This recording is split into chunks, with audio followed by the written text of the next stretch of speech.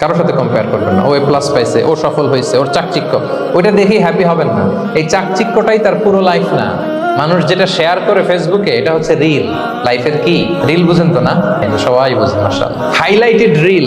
আপনি কি মনে করছেন এই যে রিলের মধ্যে যতটুকু দেখছেন এটা পুরোটাই ওর লাইফ? না রে ভাই, ওরও অনেক কষ্ট আছে, ওরও অনেক ব্যর্থতা আছে, ফেলিয়ার আছে, ওইটা ও ঢেকে রাখে, ওটা তো প্রকাশ করে না। দেখবেন আমরা ফেসবুকে ছবি শেয়ার দিলে কি করি? সবচেয়ে ভালো ছবিটা খুঁজি, হাসি দেওয়া, স্মাইলিং ফেস, স্মার্ট লাগতেছে, সুন্দর পিকচার হয়েছে, এটা দেই। কারণ আমি যে হ্যাপি এটা দেখাইতে চাই আমি সবাই, ঠিক কিনা? তার মানে আমার দুঃখের অংশটা তো আমি শেয়ার করি। সো আপনি কারো চাকচিক্য দেখলে অবাক হবেন না, এটাই তার হোল লাইফ নয়। It's not the entire picture of his life. এটা হচ্ছে হাইলাইটেড রিল। এটা কি? সবাই বলেন এটা কি? সো কখনো কম্পিট করবেন না অন্যের সাথে। তাহলে কার সাথে কম্পিট করবেন? Compete with yourself. নিজের সাথে কম্পিট করুন, নিজের সাথে কম্পিট করুন। And try to be the better version of yourself in every single day.